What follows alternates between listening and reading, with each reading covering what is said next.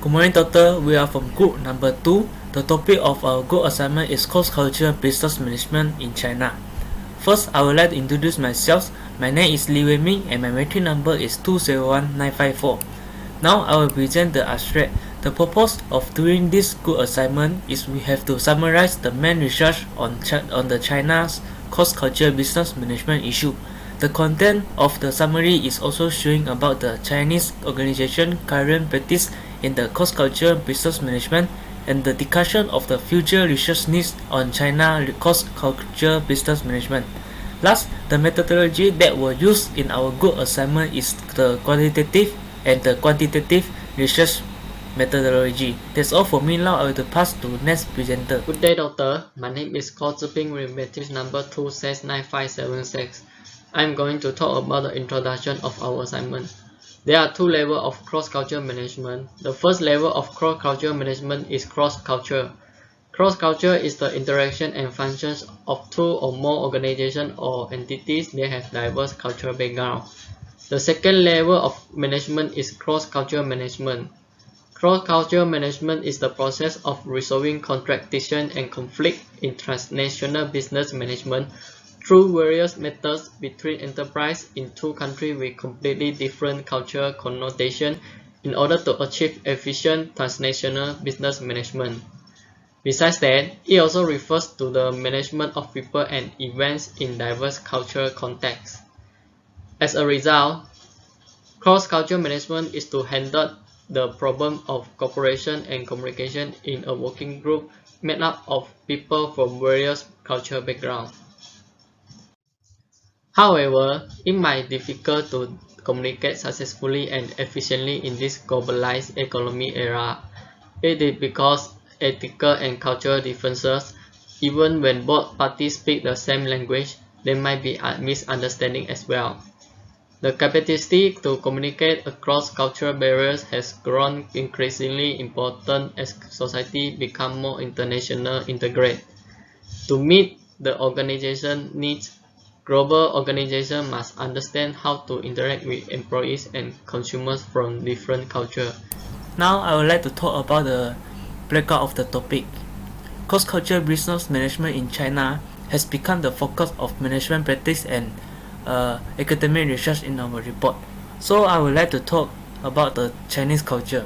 The culture in China is also the most conservative culture in the world. Nowadays, the China's official language is Mandarin, which known as the Putonghua.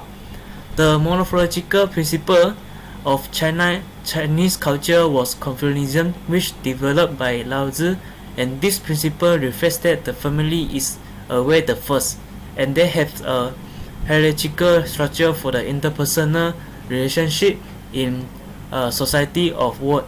The hierarchy and status of obedience and respect for the power are also extremely important both in the family and the business relationship.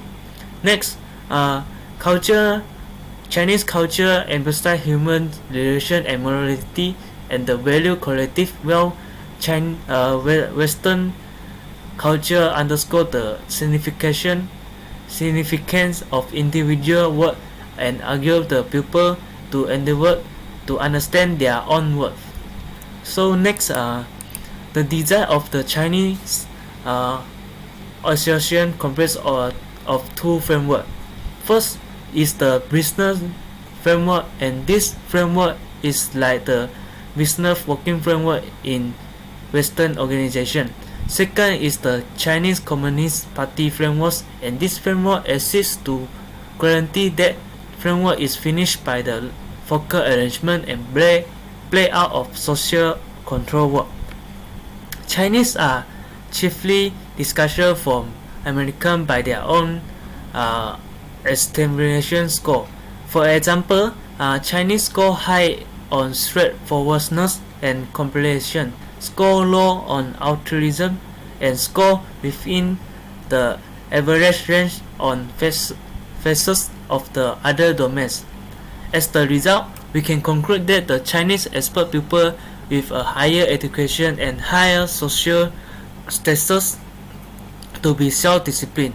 Hi, I'm Farah and I will continue explain about literature review in China. First point is analysis, foreign manager and workers focusing on their adjustment and performance in Chinese culture. First, be adaptable. Create a distinct organizational culture that is rooted in the host organizational in the host nations. Because China lacks a well-developed international culture, no culture should be a concern for both parties. Second is be equal. No culture is superior to another. Two separate cultures have reciprocal influence due to cultural penetration. Cross-cultural training, cross-cultural communication system, and united corporate culture are the most typical cross-cultural management intervention in Chinese context. The second point is investigates Chinese who work with these foreigners in a multinational management framework. First, Chinese working adults emphasize maturity in the workplace and the recognition of shared goals. A normative mental model that specified their preferred methods of doing things. In conflict resolution, a skillful balance of integrated open communication and strategic silence was expected. Next point is findings Chinese expatriates go through 3 stages of psychological. First, crisis, self-adjustment, and self-growth. Last but not least, the role of organizational support and personal relationships in accounting for Chinese worker, effective commitment to their employer. And organizational citizenship behavior is investigated in this study. All of that, action encourage other coworkers to follow suit until working extra becomes an unspoken law, one established by the employees themselves as a result of increases competitiveness. Good day, doctor. My name is Tan Zhizhuan with metric number 271004. I'm here going to present about methods and methodology part. Research method is a tool that will be used by researchers in conducting research, while research methodology is a systematic approach that used scientifically which can resolve research problems by collecting data using various techniques, interpreting the data collected, and making a conclusion about the research data. In this report, questionnaire was chosen and implemented by using Google Forms because it can help us to collect the data from many respondents efficiently. It can be integrated with Google Spreadsheet, which allows us to access to a spreadsheet view of all of the collected data input. Also, this method allows us to conduct a survey at a low cost and we were able to complete them quickly. The questionnaire was divided into 2 sections, which are demographic information part and the question that related to the barrier while handling cross-cultural management in China. The questionnaire was successfully covered 30 participants. Mixed methods research was used which combined both qualitative and quantitative research methodology. By using this methodology, qualitative data will be used to support the quantitative data analysis and results, as when using quantitative research method to collect the data is in numerical form. Also, qualitative research methodology can enable a researcher to create a better summary in terms of theory, but not only rely on using quantitative research methodology. Good day to Doctor and my classmates. My name is Yi Jian, metric number 270763. I will be presenting the analysis and discussion part. Based on the results from Google Forms, the communication barrier garnered the highest number of agreement from respondents. It is followed by leadership style, hierarchy system, attitude in handling issues, organizational culture, and lastly, rules and etiquette. For the communication barrier, the main reason is the substantial differences in the language used in China compared to other countries. There are dozens of different Chinese dialects used in different regions of the country. For example, the primary dialects other than Mandarin are Wu, Ming, Xiang, Gan, Hakka, and Yue, and these dialects are mostly not mutually intelligible.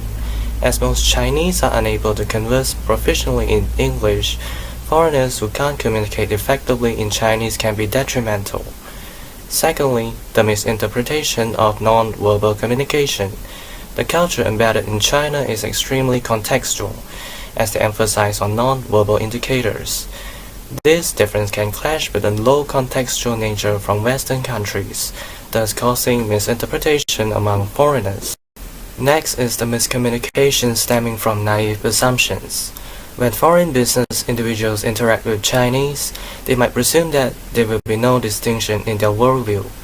This is common when they are from diverse cultural origins. For example, Western foreigners will have a difficult time in solving problems due to the vastly different perspectives. Following that is the high anxiety of foreigners over learning and speaking Mandarin. There are distinctive communication patterns in the Chinese culture that can cause fear among expatriates. When they are unable to accurately comprehend it, it can impede their chances of success. Moving on to the next barrier, which is rules and etiquette. There is a strong insistence of the Chinese culture to follow a set of strict etiquette. It ranges from appropriate dining manners to gift-giving and business card exchange. The next reason is body language. In China, pointing people only with one finger is considered disrespectful. As a result, Chinese people prefer the gesture with an open palm as it is more polite. Other than that, Chinese also practices the act of gift-giving, known as songli. It is closely linked to the principles of modesty and dignity, and opening a present in front of the giver is deemed disrespectful. Chinese also generally will protest and refuse a gift multiple times before finally accepting it. As Chinese believe in superstitions, it is crucial to avoid inappropriate gifts such as clocks, sharp objects, and shoes.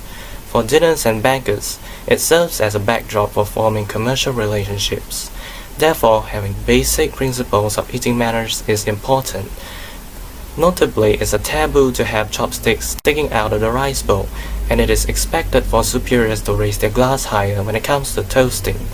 Moreover, it is normal to share dishes rather than have individual ones. Another barrier that might be faced while doing business in China is the difference in the hierarchy system between the Chinese companies and the Western companies. The hierarchy system can be defined as a type of organizational system in which the elements are prioritized by significance. An institution's hierarchy of leadership intended to be benefit both of the corporation and its employees. The hierarchical structure in an organization is critical to the institution's long-term survival. It is also going to be same in China. The hierarchical framework in Chinese companies are supported by the impact of thousands of years of Confucianism as well as the hierarchical and bureaucratic party management. Local hierarchy must need to be acknowledged and engaged properly by the organization. There are a lot of difference between China's culture and the Western culture in the term of hierarchies. Western companies regard a hierarchy structure-based organization as unproductive and sluggish. This may or not be true, but they do exist and must be considered. The difference between China's culture and Western culture in the term of hierarchy can be seen through things like information flow, showing respect, initiative, and the last one is age. The first aspect is information flow, which can be defined as the process of information or data being transmitted across the employee and system. In China, most of the organizations have a strong hierarchy. Where there is a strong hierarchy, data does not pass easily, but rather depends on the hierarchical system. The second aspect is showing respect. In China, senior executives do not anticipate or like being approached by more junior staff from outside or of an institution. The senior leaders need to discuss with their senior executives even if the issues are small. Senior employees must also realize that if junior co-workers ask them to do extra communication, this is not because they are ignoring their responsibility, rather they are taking the initiative by realizing the importance of hierarchy respect. The third aspect is initiative. It can be defined as a capability to create or perform the task without being instructed what to perform. In China, strong hierarchies frequently result in lower level of initiative among the lower level employees. Lower level employees carry out the job that have been assigned to them, but they will not do anything apart from that. Doing an unasked task in China by the top management is something that is not welcomed in Chinese organization. The last aspect is age. In China, age plays a big role in getting or holding a position in an organization, as the Chinese believe age is deserving of respect. Age offers knowledge, and older individuals should be valued solely on the basis of their age. The next part is attitude in handling issue. There are two significant principles in Chinese business culture, which are Mianzi, means face, and Gangxi. For the Mianzi concept, most of the Chinese more focus on the protection of this concept, Mianzi, where Western companies usually will face challenges when conducting business in China. This is because both countries have different culture when they are handling problems. The Chinese culture places an incredibly high emphasis on the concept of face that signifies reputation or honor. Although the Chinese concept of face is comparable to the Western concept of face, it is significantly more critical. Honor, dignity, and pride are connected with the concept of face. The importance of giving face concept is giving respect to others and at the same time make them feel appreciated. Face in this term is about safety and respect. In China, giving a face is a good way to expand your gangxi, thereby trying to build trust and goodwill. It is important for one to avoid embarrassing themselves and others while keeping a positive social standing. Chinese will try to prevent confrontation as much as possible in order to save their face, as their reputation is very important. It is also uncommon for someone in China to publicly expose their actual feelings to others. The Chinese do not like to share their real thoughts and also make mistakes because they are afraid that they will lose face, because it will be harder for the managers to solve a problem or deal with them. Basically, in China, when one of a group's member loses its face, the entire groups also will be lost their face too. The next concept is Gangxi. The aspect of a relationship as something that has a high priority in the Chinese culture, especially in China. It is known as Gangxi, which is comprised of several elements such as face, responsibility, reciprocity, and rank. In basic terms, it is a web of interconnected ties intended to keep cooperation and support between the parties involved in a business transaction, together with the expectation of mutual gain. Focusing on getting the right gangxi can help to complete the business, and a good gangxi also can help to pave the way and make the experience more pleasant for everyone involved. This is a stark difference compared to the ways where the short-term relationship is the norm in business dealings. Foreign expatriates must be able to have the persistence to build a robust relationship with business partners to gain trust and maintaining a decent reputation. One of the differences in handling issues from this aspect is that the Chinese will consider their gangxi first before they do something, while the Western will look at the low side, where is this issue are under a certain legal effects. Hi, my name is Lim Yao, matric number 2710971. Now I will talk about the difference in the leadership style. The different leadership cultures in China may have a significant impact on outsiders. Foreign companies that want to enter the Chinese market must be aware of the differences in leadership style. In China's companies, the traditional paternalistic leadership is prominent. This style of leadership involves authoritative figures that treat employees like family members. Employees are expected to show loyalty and trust in return, as well as obey the leader. The advantage of this leadership style is that the employees will work harder to complete tasks to please parent leaders and bring honor to the organizations. However, it may disrupt the hierarchical structure when a leader unfairly favors certain members.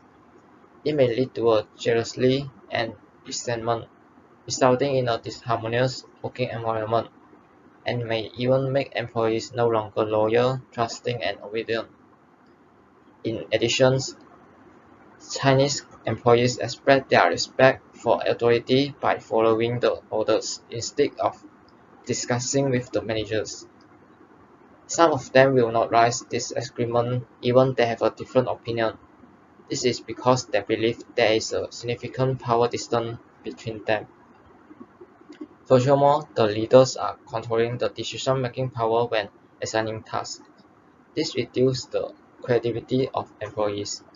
Even if foreign leaders are willing to empower, the Chinese employees may be afraid of being blamed for failure. Therefore, they refuse to accept empowerment. Besides, Chinese people generally practice the principle of harmony, so the foreign leaders need to be gentle rather than aggressive when conflicts occurs. Otherwise, it may humiliate the subordinates. Now we look into the last barrier, which is the organizational culture. One of the most important reasons for Chinese companies to emphasize team is that it allows them to accomplish far more. It is significant because it achieves everything that would be never achievable with only one individual. When the company has a team that is determined to go extra mile to work miracles and accomplish nothing beyond the victory, no job is difficult to them. As we compare it to the Western culture that emphasizes organizational culture that is more focused on individual talent. This is strongly supported by the research conducted by MA and Skolman, where the results shows that 40% of American employees who works in individualistic culture-based companies and use personal characteristics to describe themselves. Splitting the burden on a project with the team will help immensely for everyone in the team. This is the reason why Chinese companies focusing tasks on teamwork, as when working in a team, group members can focus on what they are excellent at and what they are educated for and what they prefer. Leaders can divide work to each group members and the team can be more flexible in attempting new ideas. When everybody is striving together toward a same goal, the amount of effort will be seen is significantly greater. To maintain the optimal effectiveness and productivity, a leader should always be aware of an individual employee's ability and assign tasks in the team accordingly based on their abilities. Besides that, when carrying out a task in a team, people engage in lengthy talks and conversation, which allows them to gain a different or wider approach of variety of circumstances.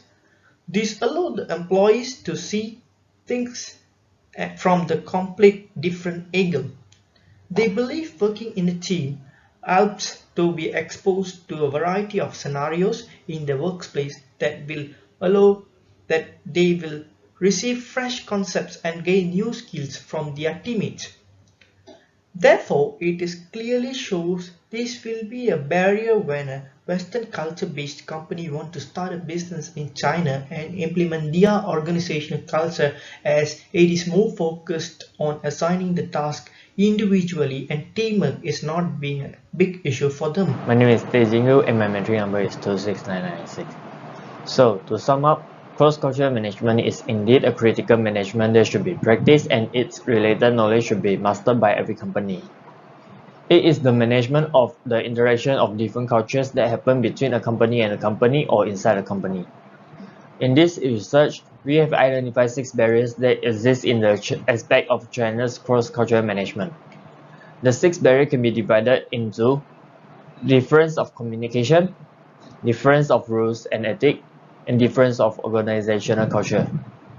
We hope that our research paper may give some advice to the multinational companies that wish to enter Chinese market. They can analyze and figure out the best way to reduce these barriers based on our paper and the recommendations on how to reduce or solve this barrier efficiently will be given later. So it is clear that there is a need of recognizing the best way to reduce the related issues. The first recommendation to solve the communication barrier is language training program. This program should be provided to all the foreign workers that are in China and the Chinese workers that have higher chances to get in touch with the foreigners. This program should be sketched and planned well before carrying it out, and it should conclude all the basic requirements of a language. Specific and practical topics related to a company's business should be provided in this program, and it should be set with several training targets for the workers to achieve. The second recommendation is translated. This method can be used while the manager wants to give instruction to the employees, or provide feedbacks to the employees, or in a meeting with the employees. The translator will help to speed up and smoothen the whole process, and the process of communicating message will be more accurate. If a company is capable to hire a professional translator, it is suggested to do so. If not, it may look for its own employees that are multilingual and it can trust with and rely on. The online translator software should be utilized as well, and the hired professional translator should be utilized to check whether all the requirements is translated correctly or not. Assalamualaikum and hi everyone. My name is Nur Izzati binti Muhammad Nurizan. My metric number 273540. Okay, I will present our recommendation, which is a cross-cultural knowledge training. This will allow the employees to recognize the cultural distance between Chinese culture and others' culture. By doing so, it will reduce the chance for them to get cultural shock, and they will be able to understand and accept each other. It is also a crucial step in lowering the possibility of discrimination and harassment lawsuits in the workplace. The training program may be weekly program or monthly program that every worker should participate in, including the local employees. Different topics should be discussed every week or every month to ensure the employees will get in touch deeper in every rule and etiquette without being boring. The program should be plain and sketched out well, with involving various elements and methods of explanation. Okay, we go to the next recommendation. Next recommendation is establish new enterprise culture.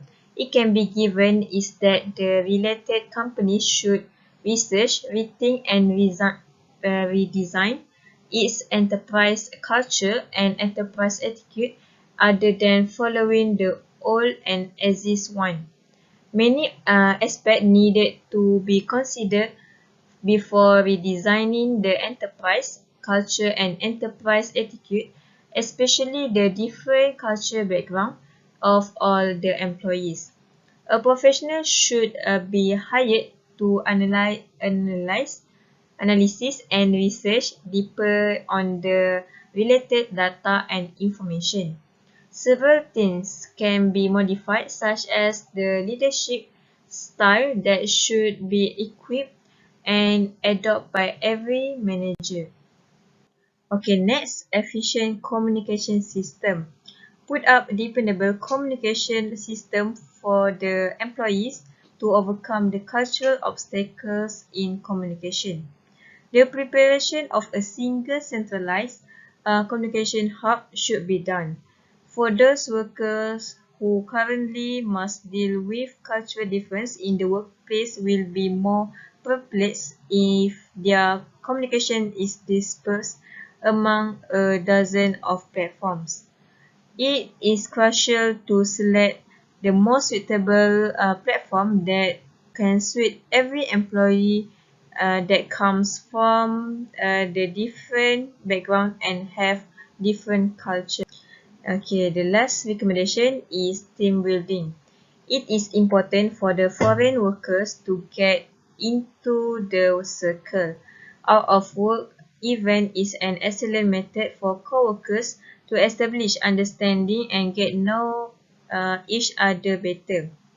Having an overnight trip together will also be a good choice as the employees may know how others act in different situations and their way of handling the daily tasks in the daily life. Team building with the out of work method will allow the employees to become acquainted with one another on a casual basis to better grasp how they all operate and interact.